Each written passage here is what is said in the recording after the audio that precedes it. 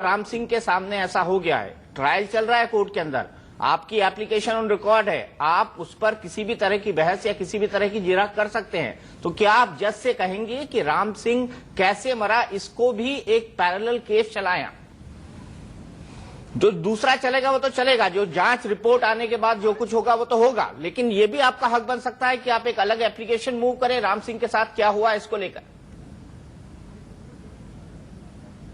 बिल्कुल हम इस बात में बोलेंगे। हम सेशन जज साहब को हमने आज भी बोला, बहुत लंबी चौड़ी आर्गूमेंट थी, जज साहब को भी लगा, बहुत हतप्रभ थे, बहुत दुखी थे। Public prosecutor, senior public prosecutor भी दुखी थे, उन्हें देखकर ये क्षति हुई है, मैं इसके लिए फील करता हूं, मैं आपकी सद्भावनाएं हमारे साथ हैं, उन्होंने इस बात को बोला है, लेकिन हम एप्लीकेशन मूव करेंगे, लेकिन फ्रूटफुल पर्पस तो हमें मिलना है, जज साहब से मिलना है। और जिस तरह की बातें जो है वो सरकार को भी देखनी चाहिए, प्रशासन को भी देखनी चाहिए। आप ह्यूमन राइट कमीशन खोल के बैठते हैं, लेकिन जेल में आप सुरक्षित नहीं कर पाते हैं। आप दूसरी तरह आप बात करते हैं कि वहां ह्यूमन राइट को मिलना चाहिए, वहां होना चाहिए। जब आपके जेल प्रशासन है, दिल्ली सरकार के अधीन है, सरकार के काम है, उसको आप नहीं कर पा रहे तो कहां की बात करेंगे, किस बात की? पहले आप अपनी झोली में तो देखिए कि आप क्या कर रहे हैं, आपके सामने क्या हो रहा है।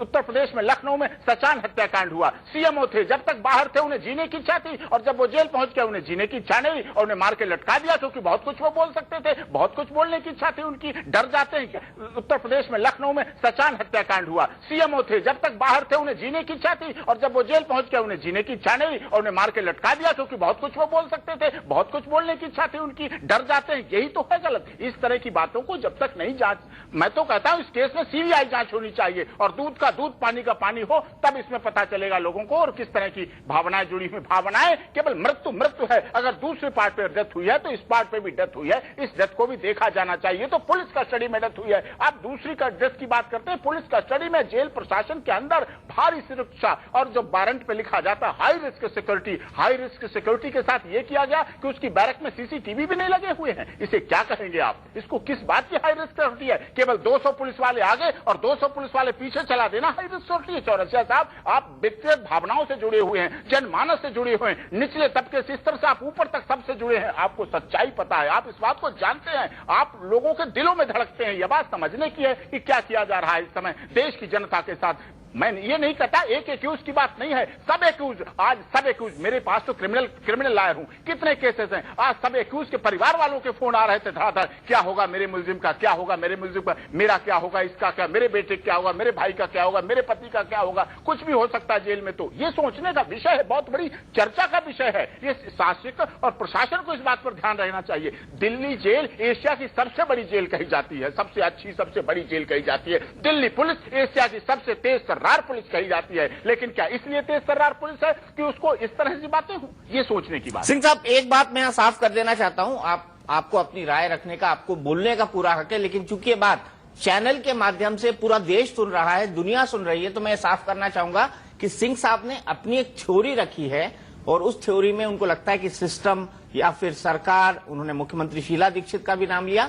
हम उनकी इस राय से इत्तेफाक नहीं रखते हैं। ये चैनल की राय नहीं है, ये सिंह साहब का एक व्यक्तिगत आरोप और व्यक्तिगत विश्लेषण है। सिंह साहब, व्यक्तिगत राय है, किसी को आपत्ति हो तो मुझे बताए। चौरसिया साहब के केवल विचार यहाँ बुलाया है, चौरसिया साहब ने, मेरे व्यक्तिगत विचार है, मेरी व्यक्तिगत सोच है। सिंह साहब, एक आखिरी सवाल आपसे लेना चाहूंगा। वो सवाल ये है कि आपको नहीं लगता, आप डिफेंड कर रहे हैं, और हर इंसान जब तक वो आरोपी है, जब तक कोर्ट उसको सजा न सुना दे, तब तक माना जाता है भारतीय न्याय में कि वो इनोसेंट है, वो बेगुनाह है, जब तक कोर्ट के अंदर केस प्रूव नहीं हो जाता। ठीक है, ये घटना हुई, शर्मनाक घटना थी देश के लिए, शर्मनाक घटना थी दुनिया के लिए, शर्मनाक घटना थी पूरे समाज के लिए। बिल्कुल। सवाल यहां पर यह उठता है कि राम सिंह, अक्षय ठाकुर, विनय शर्मा, इन तमाम लोगों ने पहले दिन ही कोर्ट के अंदर कह दिया था कि साहब हमसे गलती हो गई, हमको फांसी दे दो।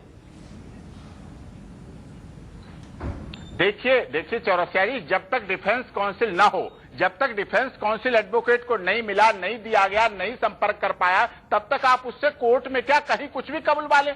पुलिस के सामने दिया गया बयान नहीं होता। आईपीसी कोर्ट के सामने बयान दिया उन्होंने, पुलिस के सामने नहीं, कोर्ट के सामने बयान दिया उन्होंने। नहीं कोर्ट में नहीं, जज साहब के सामने जब तक मुलजिम का वकील ना खड़ा हो, उसके परिवार वाले ना मिले, जब तक मुलजिम के परिवार वाले ना मिले, तब तक टीआईपी की प्रोसीडिंग भी कंडक्ट नहीं की जाती है। उसका एडवोकेट होना चाहिए या उसके परिवार वाले होना चाहिए, उसे सारी बात समझा दी जानी चाहिए, क्या इसके कॉन्सिक्वेंसेस होंगे, ये बात समझाने वाली बात होती है, समझाई जाती है। उसके बाद उनके पास उस समय कोई एक्यूज नहीं थे। चलिए गीता लूथरा जी बैठिए, एग्री करती है सिंह साहब? तो मैं मानता हूं, अगर मैं सिंह साहब से बिल्कुल अग्री नहीं करती हूँ। सिंह साहब, ये गलत है।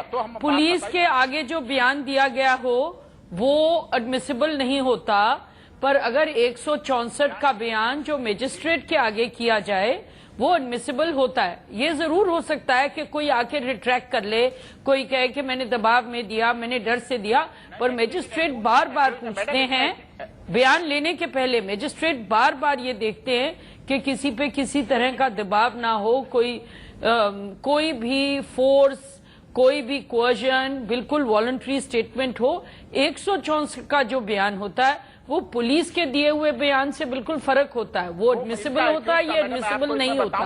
और इस बयान में नहीं हुआ और ना इस केस में लिया। सॉरी, एक मिनट, मैं तो कानूनी बात कह रही हूँ। कभी भी एक्यूज का नहीं होता। नहीं, मैं कानूनी बात कह रही हूँ कि इस बयान में ना तो कोई पुलिस वाला, ना वकील, ना कोई, एक बार मजिस्ट्रेट जब सेटिस्फाई होता है कि ये बिल्कुल बिना किसी डर के, बिना किसी भय के बयान है, तब मजिस्ट्रेट उसको 164 के बयान को लिखवाता है।